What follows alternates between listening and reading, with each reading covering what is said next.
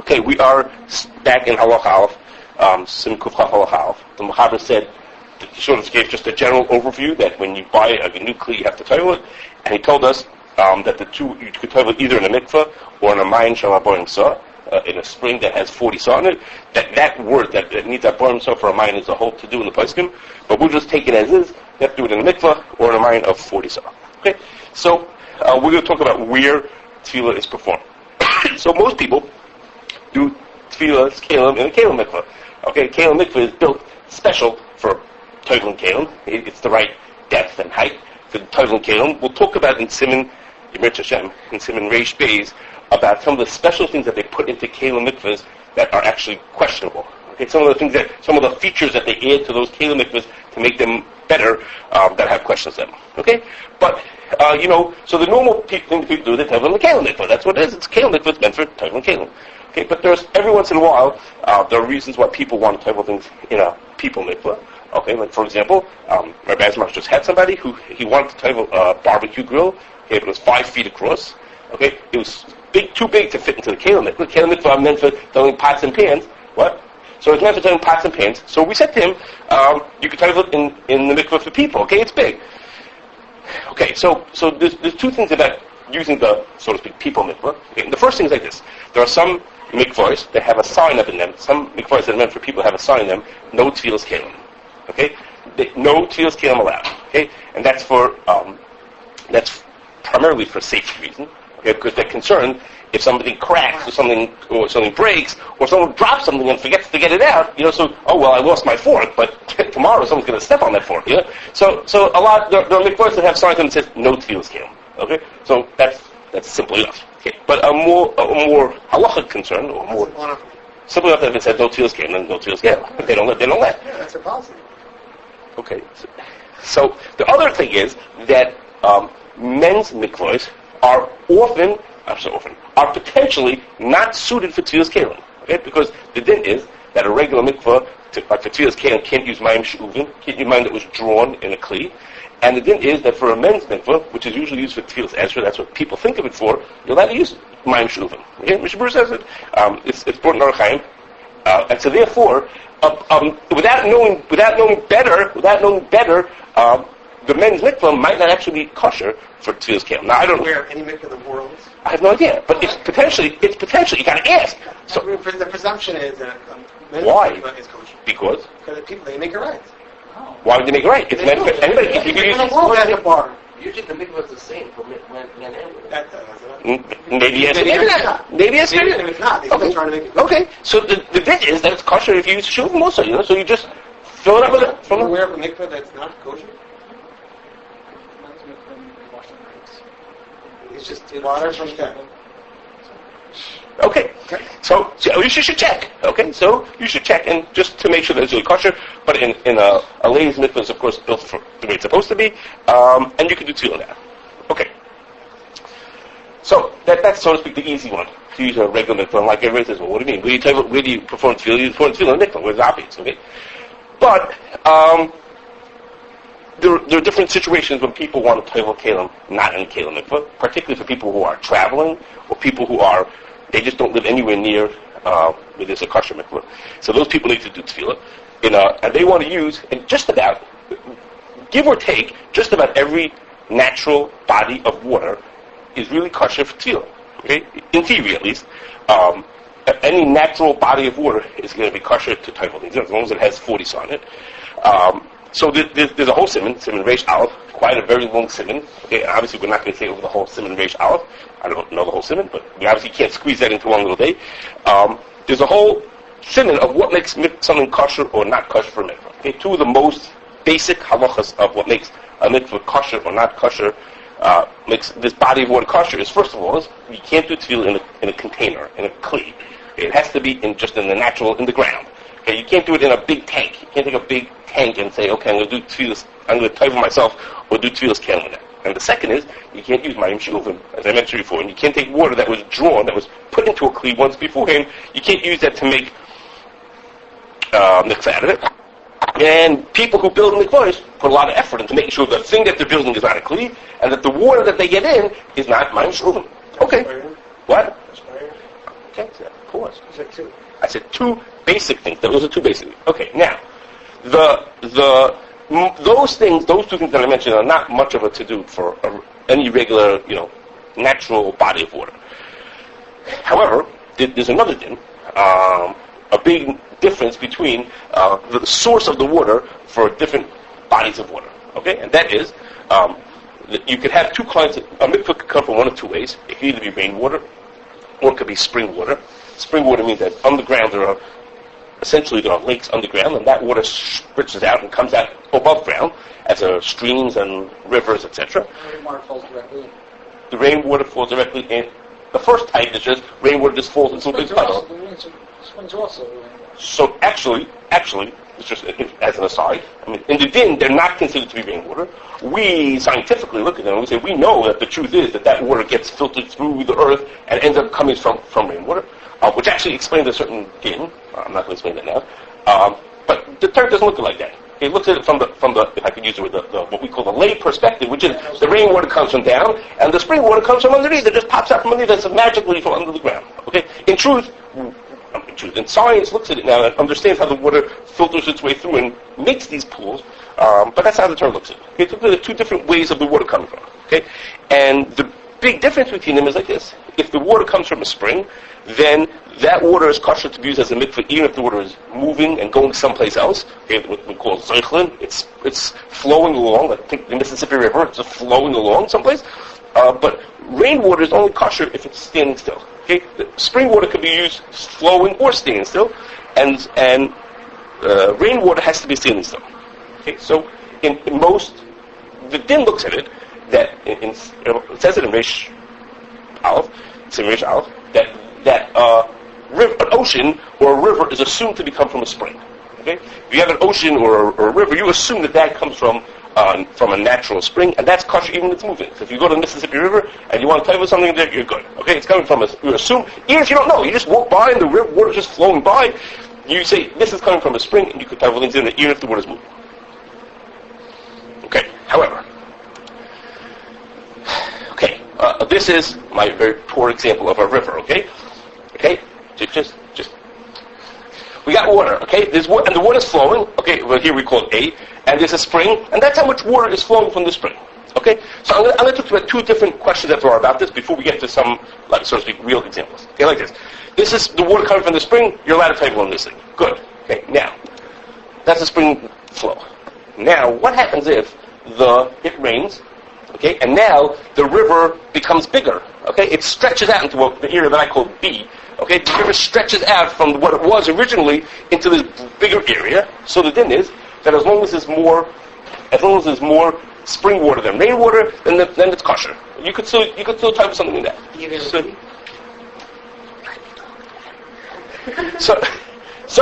So you could title in B. You could title now. Even though there's more spring water, you could title in this mikveh anyhow, as long as there's more spring water. Okay.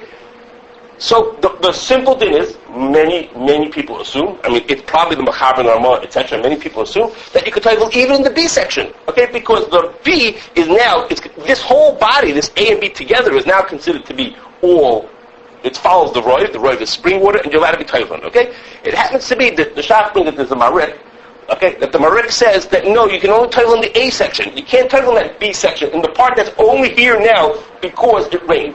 Okay, that part that rained is, so to speak, was never part of the spring's amount. So according to the Marik, you can only title in the A, the area of the river where the water would have flowed from the spring itself. But the part that is only there because it rained more, the Marik said, the Shach brings that the Marik says you shouldn't title in that part. Is the B touching? I'm sorry, what? Of course it rains, and now the river's just bigger. The river used to be this big, and now the river got a little bit bigger because there's more water flowing through. I know it's So if you live there, you live there, you see every day the river looks like this, and now it rains, and all of a sudden the river looks like that. When the river gets wider, by definition, it's getting higher too. Yes. So what about the higher part? That's a good question. I'm not sure what the answer to that question is. How am I supposed to know which is the higher part or the not higher part? That doesn't sound like that. From my reading, it didn't sound like that was the problem. The problem was just the spread out part. I'm not sure. Rabbi, why is it worse than Yitzhak when you have the mikvah and you have the boar which has the rainwater? I don't know. Okay. That wasn't very good. No, it's not saying that. If you need then even the upper layer. The wider part is the upper layer. Only if it's together. How do you know? Just because you're in the obviously water's flowing. So just because you're in the A zone, like the width of the river, doesn't mean that that's the same water. Okay, but now if it rains a tremendous amount, okay, and now the water spreads all the way through till C, okay, all the way spreads till 3. It didn't rain just enough to fill up the Marik zone, okay. It filled up. There's a lot of rain. It filled up. The city's drowning in Houston. And now there's rain over the whole thing. So then the din is like this, okay. Then the Mechaber says, the Ramah says, the Mechaber says you can't travel this mikvah. There's more rainwater than there is. There's more rainwater than there is spring water. The mikvah's not kosher anymore. Because it's off. It was right. It wasn't with C. I don't know. Who says that? I'm sorry. I'm confusing you. I'm saying the wrong one. No, okay, I'm sorry. Yes, you can't type it when it's moving. I'm sorry, you can't type it when it's moving. You can type it with C and still because it's rainwater. But moving, you wouldn't be able to type it. Okay. Because it's right. Because rainwater now. It was C. Just because right. Now there's so much water that it's spread. Not a C. Yeah, the fact that it's spread all the way out there tells us that now this is now mainly rainwater. And you've given another. Let's say it just went up. The baby's where it's straight. Yeah. Up. Also, potentially, you get to straight. Yes. Just to be. Yeah, there's just a way to. This computer screen is not three-dimensional, so I can only show you this way. So I can. Okay, so you should just know the Ramah does bring that there are Rishonim hold not like that. The Ramah says the people who are samech on that you shouldn't aim limchus biyadam. Okay, but that's not the ikra din is that you're not supposed to be total. It's too much rainwater, and we're going to work with that assumption. Okay, And it's moving. now, and it's moving that you can't use. Okay, now another din. Okay, I'm going to give you examples in 1 second. We're trying to see how to make these lamais. Okay, another din. What else we have? A pool of water. Okay, now, it's not a pool like that, it's a swimming pool, but essentially a hole in the ground. Okay, you got a hole in the ground that has water in it. Okay, now for purposes for my skill of making PowerPoints and for purposes of our demonstration, okay, the water in this pool is there's water all the way up to the top of this hole in the ground. Okay, I split into 2 sections because there's drain pipe. The din is that if there's a drain pipe and water is noticeably flowing out of the pool of water, then that water is considered to be moving. Okay, that water is considered to be moving because it's flowing out. Okay, so which is like you've heard that if a mikvah has a leak, it's not just that they're worried because there won't be enough water left. It's because if a mikvah has a leak, then the water is considered to be zoichlin. You can't toivel in it. It's rainwater, and rainwater that's moving. You can't toivel in that water. So if there's a leak, that's really bad news. Okay, now the Mechaber says. The one that's left in D is That, also sulfur. so the Mechaber says, in a case like this, the section called D, the section that's below the drain, is not moving. The Mechaber says you can toivel in that part. But the part that's E, you obviously can't toivel. The part that's E is considered to be moving because it's draining out. It's pouring out the drain. That's what the Mechaber says. The Ramah says, no. You can't even toivel in D either. You can't even toivel in the stationary part. Really, if you look where the drain is, the water of E is going to drain out. D is going to stay there. D is not going anyplace. But the Mechaber says, Ramah says, no, even D is considered to be moving water, and you can't toivel in D. Until it empties out. Well, once it drains to the bottom, once it drains past the drain, it's not moving anymore, now all of a sudden D becomes kosher again. But while it's draining, you can't toivel in either D or E. Okay? I had never known that. Rabbi Frankel from Stargate told me. Okay, it is. It's a Mechaber normal about this game. Okay, so a Sephardi could toivel in D the whole time, and an Ashkenazi has to wait till E drains out before he can toivel in D. Okay, so you think, who cares? Okay, I'm going to tell you who cares. No, So I don't care. Give Ben Joel to my restaurant. If it's Friday, you think he could type on camera. Got it. Okay. Okay, so I want to now go through 7 examples, 7 real-life examples. Okay, my point here is not for the examples to tell you should or shouldn't type in these places. You'll see many of them we're going to leave off as not so clear whether you can or can't. But really the point is to bring out that deciding whether you can type in a given body of water that's not a plain mikvah or not like the ocean, okay, is very questionable. Okay, and you have to know a lot before you could decide where you can or cannot type something. Okay, so these examples are more for the examples of it, more of us to think about it and to realize sort of how it can get complicated. Okay, so the first one is easy. Okay, the first one is if you want to type something in Lake Michigan. Okay, Lake Michigan, like we assume is fed by streams, by springs. Okay, that's what the din tells us. We should assume that. I mean, scientists will say that also. We should assume that it's fed by springs, and therefore, even though every day approximately 1 billion gallons of water is sucked out of the lake to come give us all drinking water, okay, and the water flows out afterwards on the other end towards the ocean, okay, even so, it's zoichlin, the water is considered to be moving, but even so, it's kosher because it comes from a spring, okay, it's a regular, good old-fashioned body of water that you assume comes from a spring, and you can tell what things in there, even though the water in din is considered to be zoichlin, the water is considered to be moving. Even during and after. Doesn't make a difference. Right. You don't have anything to be concerned. You assume that the springs are overwhelming is much more than the rainwater, and you're allowed to take them. Okay. That's the easy one. Is that a fact in Lake Michigan? There's a lot of springs underneath it? Well, springs in it and springs feed into it. I mean, rivers that feed into it that themselves are spring fed. So if it's fed from a stream, so not anything that comes out of Lake Michigan is also going to be like that? It's all spring fed. Yes. I mean, and All that water is considered kosher even though it's moving. Okay? Okay, now, that's a simple one. Well, to me it's a simple one. Okay. The next one. Okay, the Chicago River. The Chicago River, the North Branch no pictures, I'm sorry. For this, I was going to, but no pictures for you. Copyright. Okay, so what's the North Branch that goes right past down McCormick? Goes right down McCormick.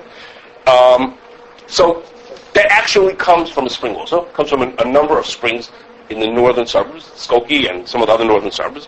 And if you just knew the simple way of looking at it, Chicago River, that's going backwards? it's the Chicago River. Actually, that part was always going that way. Okay, it was always going that way. It's the southern branch that was switched around. I'll get to that in a second. But comes from a spring. Comes from a spring. And if you didn't know better, you would say, you could type things there. Okay. However, what happened was in the late 1800s, approximately the year 1900, when they switched around the river, this tremendous engineering feat that they switched around the flow of the river and they built a canal, made a whole to-do. The reason for that whole thing, while they switched around the direction of the river and this whole to-do, the North Branch, the main stem it's called, this whole thing, while they switched it around was because they wanted to use the Chicago River as a way to dispose of treated wastewater. Okay? They want that treated wastewater to head to the Mississippi River. Treated wastewater in 1900? So they, do something with it. They want that maybe it wasn't treated then, I don't know. But the treated wastewater, they want to head to the Mississippi River. So the whole redirection was to keep it out of Lake Michigan and feed it towards the Mississippi River. So in fact, okay, I don't know. It's only Wikipedia, but it's quoting somebody who I couldn't find the source. But it's quoting somebody who says that during the winter, I assume it rains less. Okay, there are at times 75% of the water in that river are coming from the water treatment plant down here at the end of Howard. It's called the Water treatment plant. 75% of the... It's called the Northside Water Reclamation Plant. It's coming from that water treatment plant at the end of Howard, on Howard and McCormick. It's 75% of the water in the North Branch of the Chicago River is coming from that water treatment plant. Wow. Okay? That's where the water's coming. So that means wait, what does that mean to us? That means that's Mayan Shuvim. So what's the thing? If you have a Mayan that hits Mayan Shuvim, okay, if a Mayan that hits Mayan Shuvim, you can't, a Mayan, a spring that's it's overwhelmed by Mayan Shuvim, and the Ramah says that in that case, you could be Tevillah in it, but not when it's moving. Of course, the water is moving here, so you can't be that means you can't do Tevillas Keilim in it, if you even wanted to. You can't do Tevillas Keilim in it. I mean, maybe if you hear that it's treated water. But the Ramah says that if a spring is feeding, is more Mayim Shuvim than there is spring water, then you can't use it when the water is moving. You could use it when it's sitting still. Okay, so yeah. So then, in that case, the water has to be sitting still. Okay, so if it's really true that sometimes it's 75%, then you're up the creek. Okay. It is a creek. With the moderate zone, that has to also be road? Right, it has to be more spring water than rainwater. If there's more rainwater, when it gets to the sea zone, That B area is that's the sea zone. When there was more rainwater, then you can't tell what's moving. Okay, now, okay, the next one is something called Sugar Creek. Okay, We had a cheese company. that I don't know. Sugar Creek is this it's a 90-mile long stream. Runs through a good part of Indiana. part that we would come across is that it runs pretty close to Camp Nagila, to Camp Marama. Okay? It's a nice-sized river, a nice-sized stream, they call it. In that stream has a good flow, and you'd be out of tight when it comes from springs. It's assumed to be, and in fact, the science will tell you, it come from springs, and you're okay. However, when there are big rains, okay, it can happen that there'll be big rains, and there'll be more rainwater than there will be spring water. Okay? According to Brian, okay, Brian's the caretaker in camp. What's his husband? Heather. Right. So, according to Brian, on a regular day, the river will be 25 feet wide and 2 feet deep. Okay? When there's huge rains, he said, when the spring flood rains, okay, it'll be 15 feet deep. Okay? The amount they said wide, I have a feeling was a typo. Okay? But it'll be 15 feet deep. Okay? So there'll be huge amounts of much more rainwater than there is spring water. In which case, during that time, you wouldn't be able to tell while it's moving. That's from rain or that's from melting snow? It doesn't matter. From rain. He thought it was from rain. He's not a scientist. I mean, he's just Brian. Yeah? But He might be watching. he might be. Okay, now, wait a second. But even when there's less rain, even when there's a certain amount of rain, you can have this shiloh of this Marik zone. Okay, now, Rabdowski told people that they should be choshesh of the Marik. Okay, I don't know whether everybody else would say that same thing also. But that means it's on a regular day, it's 15 feet wide and it's 2 feet deep. And today, it rained, and now it's 18 feet wide. So it's still kosher. You'll have to be Tevillah in it. But according to the Marik, you can only be Tevillah in the part that's the center part of the river, of the stream, and not the wider part of the stream. Okay? You can't be Tevillah at all in it No, because if it's huge, it's spring water, so you can be Tevillah when it's moving. right, but if it's more But if it's more rainwater, you can't be Tevillah it. But what happens if it's just a little rainwater? So it went from 15 feet across to 18 feet across, so it's still kosher to Tevillah when it's moving, but according to Merck, you can't do it on the inside. Okay. Another one. Wallapo Creek. I don't know if I'm pronouncing that we're correctly. doing in Indiana. Wallapo Creek. Okay, this, if you've been, if you went to Cape Nagila, you're more likely, or Marava, to bang into the Wallapo Creek. Okay, you may not know by that name, but you may know that's Knop Falls. Okay, if you've ever been there. Okay, if you've ever been, yeah.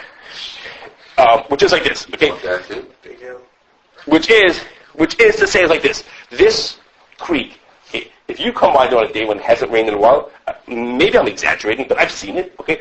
It sort of looks like someone left a garden hose on, okay? That's like what it looks like. Someone left the hose on. It's just like a little trickle of water coming down here, okay? Maybe it's a little more than a garden hose, okay? But nothing very serious, okay? When it rains, okay, Wallapo Creek, turns into this huge amount. Huge, everything's relative, but all of a sudden it goes from being someone left the garden hose on to a tremendous amount of rain. Okay, and then that's when the falls look nice. And then when you see the pictures from camp and it shows you about these beautiful falls, that's because it rained. They get fish in that So- too because of that? No, not in there. But obviously, we'll get to the fish in a second. Okay, so You know where I'm coming from? So in this one, in the Wallapo Creek actually empties into Sugar Creek, if you're curious. But in Wallapo Creek, okay, it's very often gets overwhelmed by the rain. Okay, so whereas in Sugar Creek, it's a nice, strong river, and at times it can be so much rain that it'll be overwhelming. Okay, it can happen. But in Wallapo Creek, it's much more common. Okay, so now there's another thing. Wallapo Creek has, right after the falls, there's like a pool. There's a place where the water plops out. There's like a pool, like a swimming pool, like a little thing. Okay, now that place where the water is, when the water is flowing out of it, it's Zeichlin. Okay, so it's only kosher if there isn't too much rainwater. If the water isn't flowing out of it, then it's rainwater. Then you could actually do Tevillah. Tevillah things it. Okay. Next. This is going to be Out on the prairie. Okay. Next. Okay. Nagila also has a Nagila here. Nagila. I don't know. And I've been there. Okay. Nagila's got Marava, whichever one you want to call it. It's got a pond or a lake, depending on who you ask. Okay, whether it's called a pond or a lake. Okay. Now this one's a little touchier. Okay. And that's like this. Someone who I asked about it said, the Red First tells people all the time, you can't title things in. You can't title it because it's man-made. Okay? Because, you never know if it was man-made or not. Tell them it's man-made, you can't be titling it. That's what one person said to me. So, Called over first. I said, is it true? Is that what he says? He says, yes, you can't title on it. He says, it was man-made. No one has any real knowledge of how it was made originally.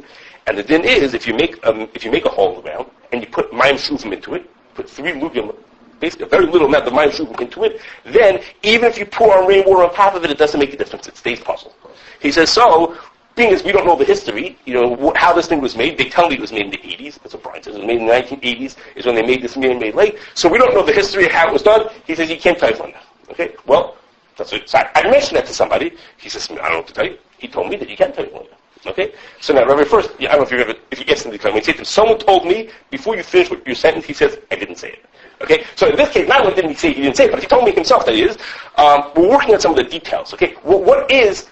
There are those who claim that this pond is actually fed by springs. Okay? If it's fed by springs, we're better off. Okay? And the pond also has an overflow. Okay? It's like the case that I told you before about like the funny picture on the side there. Okay? It has an overflow. If it has an overflow and the water is flowing out of it right now, then you can't even use the lower water unless it's connected to a Well, line. that's a Smarty thing. Right, that's correct. So if the drain is open now, because there was too much water, the drain is open and it's flowing out.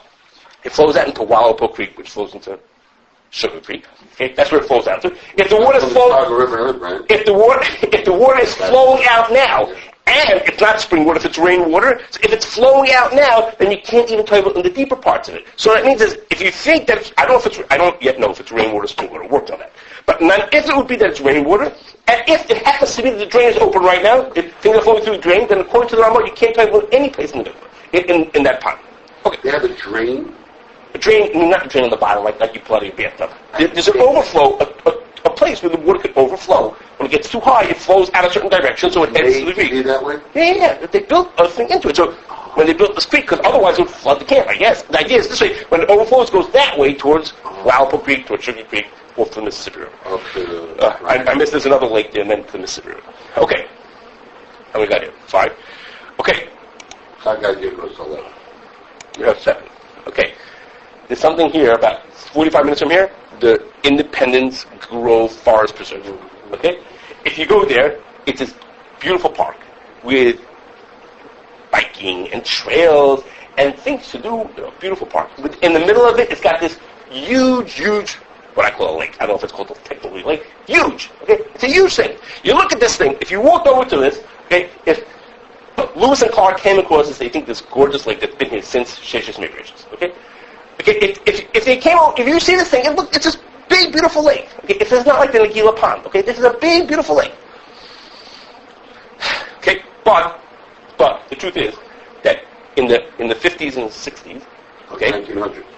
Yes, in the 1950s and 60s, that place was called the Peterson Sand and Gravel Quarry. Okay, and the Peterson Sand and Gravel Quarry dug out a hole 3,500 feet across and 60 to 75 feet deep, okay, of whatever they were quarrying out of this mine, okay? They dug away and they made this monstrous hole in the ground, okay? In the late 70s, the state bought the land from these people and decided that they would turn this hole in the ground into a lake, okay? They were going to reclaim it and turn it into this beautiful vacation area, okay? Which is what they did, okay? It took them some time. Okay, and by about approximately in the year 2001, the thing opened up as this park that we know of today. That's it opened up. Okay, so that's a really good question. That's a really good question. And what is it like this? 4 years. Well, in reading what they did, it describes how there's this huge cement pipe on the bottom of it. Okay? I haven't yet gotten to the bottom of figuring out why is that cement pipe to bring in water, to take water out? It wasn't clear to me what that big pipe is there for. It seems that there's a big cement pipe, and I don't know why. Big cement pipe. What? Big cement pipe going from what to what? It wasn't clear to me. They described it as a big... No. In their paper... I don't know. Maybe the pipe is just to go from the left, just to bring water across. I don't know what the point is. Okay. The pipe is man-made. Wait, well, so when I read all this, I said, well, sounds like this whole thing is man-made, okay? And we have to then, well, now our question is, okay, well, if that doesn't sound too good, sounds like then it's potentially just rainwater. Now, rainwater would be kosher unless it also has an overflow, or if it has a drain pipe. So if there's an overflow... Shuvim in there when they first made it, it also would be good. it would potentially not be good. Or if it had, but even if it's all rainwater, but if there's a drain at some end, like where water can escape out of, then we mess the whole thing up again. And how would I know? It's 500 feet from here, the drain is open. So we need some more information on that. But then I found. I'm not going to tell you. Call Brian. Then I found an article in the Tribune from 2001 when it opened up. Okay, and the article said, it just mentioned in passing again. I don't know how accurate this is. That during the time that there was a mine in this place, okay, there was actually a spring, and they diverted that spring to keep the water out of it. And you can imagine it's not easy getting out your sand and gravel when there's water pouring into this. So potentially, I don't know what the truth is. Again, I don't know the truth, but potentially it means is that the spring was being diverted. When they finished and they were ready to make this into a lake, they let the spring fill it back up again. Potentially, we don't know. So potentially it is good. Maybe it is a mine and it's a real, so to speak, lake. It didn't used to be a big hole. They dug the hole out, but what filled it up afterwards was the mine, in which case it would be kosher even if the water was moving. Okay? A mine and a man-made hole would be kosher, as long as there wouldn't be more shuvin than regular water, which is not. Right, if it's man-made, no. If there was man-made and you had put it in regular water, shuvin first, then you'd be messed up. But over here we had the catch to a mine because it was he said there was shuvin was put into it. The guy turned on the hose and started filling it up. We have no idea what it is. So okay, we're working on that stuff. But okay, and last, so in this one, it has an appearance of being spring-fed. Okay, the parts of it are man-made, and it needs. Okay, so what I'm trying to bring out with all my examples here, and I have one more example, is that if you look at this thing, if you look at Lake Michigan, you're okay, you're safe. Okay, when you look at things that have other parts to it, particularly if there are man-made elements of this thing, or even of these creeks that have a lot of rainwater, you have to know what's going on before you tell, yes, I can tell on this thing. You have to know information to be able to know whether you can tell. Okay, the last one is Adam is West. We talked about this before, and it's the Kensigo Reservoir in New York. Famous for where the copepods come from, or related to where the copepods come from. The Kensigo Reservoir started from this little, nice, cute little lake that was fed by springs like the way it always was. And then they built this monstrous dam on one side, 1,800 feet across and 300 feet tall. And that the water started filling up, but no way that was going to fill it up. They then also diverted this water from a huge section of upstate New York, drains all of its rainwater, and some of its springs, but all its rainwater flows right into this thing. Okay, it's assumed that thing is primarily rainwater, not spring water at this point. Most of the water that comes there is not from springs. Again, there's a whole watershed of protected land that all that rain feeds down into there. And, of course, all day long, there's water feeding out there to feed New York City water. Okay, if I remember correctly, I don't know the ratio, but if I remember correctly, it was approximately, as I remember we talked about then, the amount of water that flows over Niagara Falls. Okay, that's like the speed of the amount of water that's being sucked out of that every day. So that's Zeuchlin. Okay, so assuming it's rainwater, and it's Zeuchlin. When you say rainwater is flowing into it, if it's above the ground, it's a problem. If it's below the ground, it's fine. Right, but I mean rainwater means it rains and it flows down the mountains and flows into the air. Above ground, yeah. That's my understanding. Okay, this is tremendous area in upstate New York, owned by New York City as their watershed. It's protected to keep their water flowing to them, and it's assumed, I believe, to be mainly rainwater. Okay. If you have patience, I'm going to keep on going. I finish with water. Currently, you can post. Okay, give me time. That's our we have Okay. I'm going to continue. Okay. Hope you have patience. I'll continue. Talk about snow. Okay. There's a Mishnah that talks about Tevillah being in snow. The Mishnah's in Mikvah. No surprises there. The Mishnah says in Mikvah talks about doing Tevillah in snow. And the Beis Yosef brings the Machlokes Rishonim whether when the Mishnah says that snow is suitable for Tevillah, does that mean you could Tevillah in the snow when it's actually snow, when it's still in its sort of frozen state, or is it only kosher to Tevillah after it melts? Okay, is it kosher as is when it's in snow, or only after it melts? Okay, so the Beis Yosef says after a whole long discussion of it, I put a lot of words here. I don't know if you want to read that, but the Beis Yosef says that he's convinced that the Keilim are correct, and that really you're allowed to Tevillah even when it's in its snow form. That's the cooler in this case. You could Tevillah even when it's still snow. He says, but Lamaisa or other Rishonim who disagree, and therefore he doesn't think you should do it for a deraisa. He says you should be machmer by a deraisa and not be toivel in this thing because the Rishonim hold you not allowed to. He doesn't think that's the ikar thing. He thinks all the rayas seem to point to that you're allowed to. He says, but it's too serious. And he says you shouldn't do it for a tefillah of a deraisa. Okay, now the Mechaber doesn't bring that. The Mechaber doesn't bring that. The Mechaber doesn't bring that. The Mechaber doesn't say, just says you could be toivel in snow. He doesn't say anything about the deraisas and the rabbanos and this and that. The Ramah says, you should wait till it's toiv to wait until it melts and not to be samech on those who are because the Mechaber doesn't say anything. The Mechaber, I think, you don't like his pashas in the Beis Yosef that it's mutter. The Shach is not very happy about it. The Chachmas Adam says what I believe is what most people do say is the din is, which is b'shas avkak, and it's only a thing that's chayv and tiyum with rabbanon, then you could do it. Okay, so the Beis Yosef was like maybe shemachmer for rabbanon, and the Chachmas Adam, which I think is pretty accepted. That's what people do is they would only be toivel in its snow form when it's a drabanan and it's a shas avkak. Okay, now a drabanan. Glass meaning a thing that's only chayv and drabanan. So now that's one question. Okay, so that pretty much takes away chances of being toivel in glass, in snow. However, there's a second machlokes, and that is the Beis Yosef has another shadow about what happens when you want to do tevillah in snow. Now, that you're allowed to do it in the snow when it's in its snow form. We know that a mikvah has to be the volume of an amma by 3 ammas. Okay, so we look at the snow, the amount of snow that fills up that space. So take the mikvah, put enough snow to fill an amma by 3 ammas, and then you can be toivel in it. Or do you say, no, the snow doesn't have nearly that much water. If the snow melted, it would take up much less space than that, and then we have to wait until it gets into its melted form. You have to judge the amount of snow that would fill up a mikvah of liquid in that size. In other words, you need much more snow. What do you say?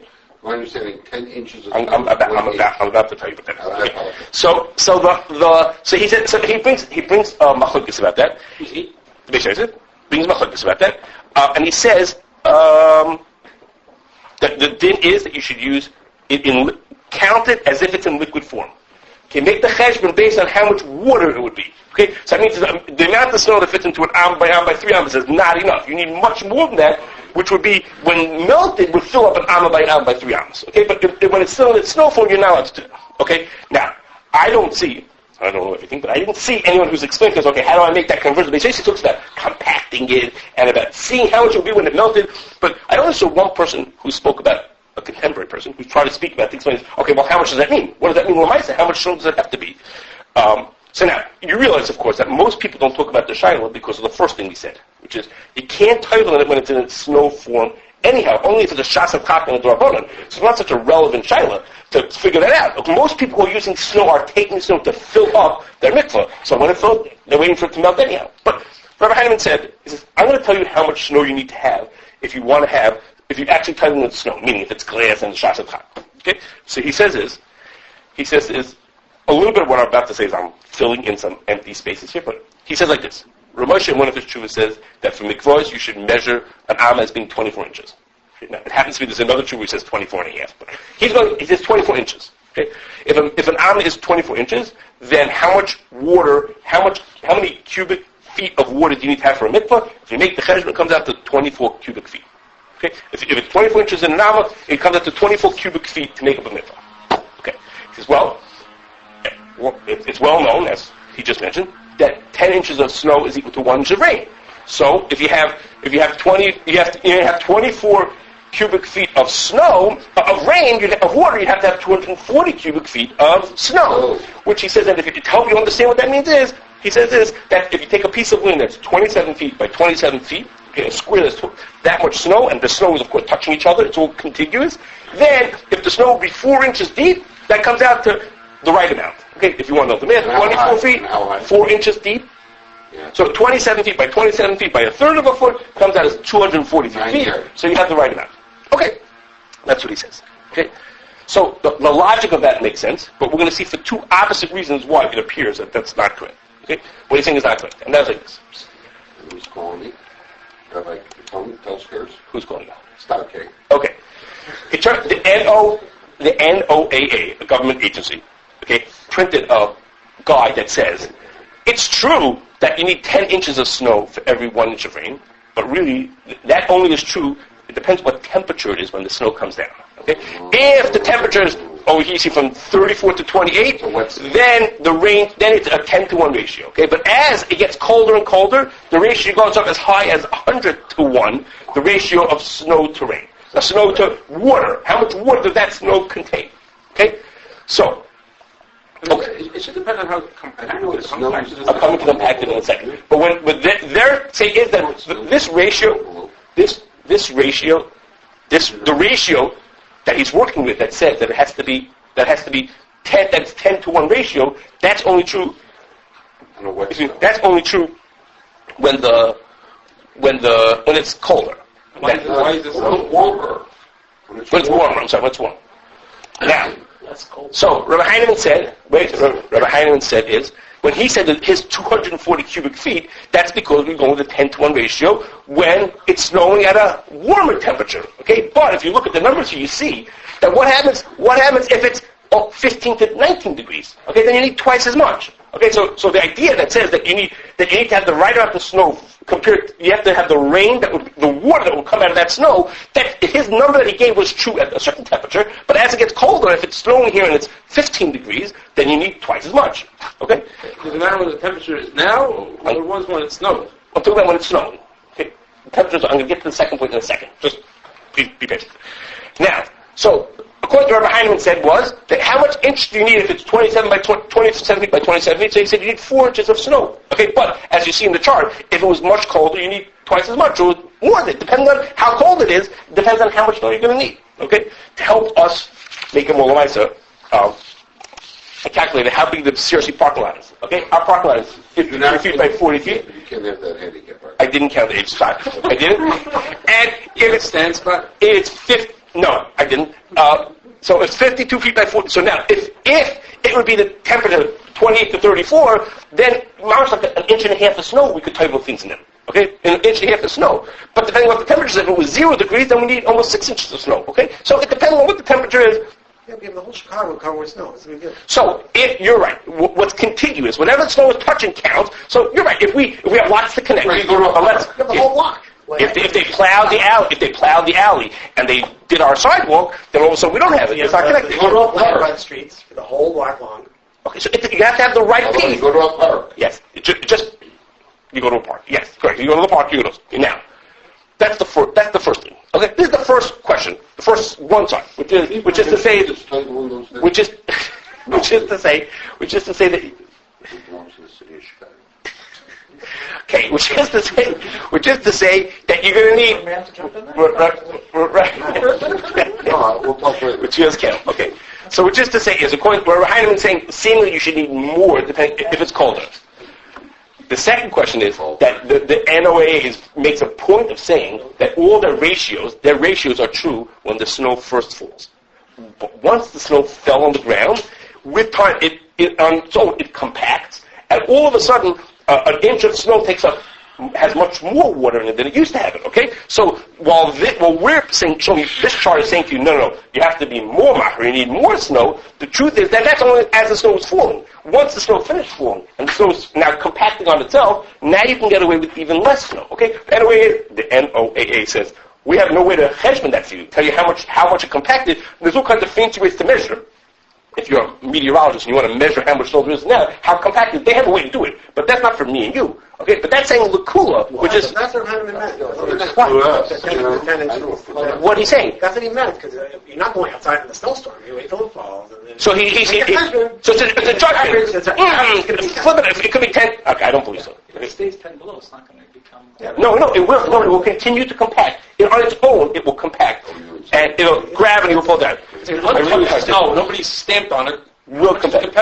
So that's what it is. It's a gravity thing. Okay. It depends on how much snow there was originally, how much it's pressing on itself, etc. Okay. So there's two opposite sides, and again we're back to where we started, which is we don't really know the answer, which is first of all leaving us sort of hanging. Well, how much snow? It says you have to have the amount of snow that will be water. We don't really know how much that is. Okay, I'm just about done. And that is one last thing is about you typing with snow, which is there's a din in Simon Reish base, which says, as you all know this din, which is that of course when you title something it has to be all in the water. But it doesn't only have to be all in the water, it all has to be touching the water. which is to say is, if that there's an air bubble, you can title something with an air bubble in it, then the whole bottle is in the water. But the air bubble is sort of in between, and there's no water touching certain parts because of that air bubble, that's not a kosher tevillah. Okay? So that's in some rich base. But that applies even in more seriousness when you're titling in snow. Because if I stick something into the snow, it's much easier for there to be spaces where the snow is not actually touching the kli. Right. So in order to title something in the snow, not only you have to find the right amount of snow, and not only does it have to be a drabanan and only shas of chag, the snow would have to be touching all the surfaces again, which is much harder than getting water. There's no practicality. Right. So again, in din, you're only allowed to do it if it's a shas of chag and it's a drabanan. And you have to, calculation-wise, you have to make this whole fancy calculation to figure out or go to the park. Okay, and then also realistically, you have to get snow to touch every spot, which is, again, it's not easy. It's not like water. Once it starts melting, is it then over? No.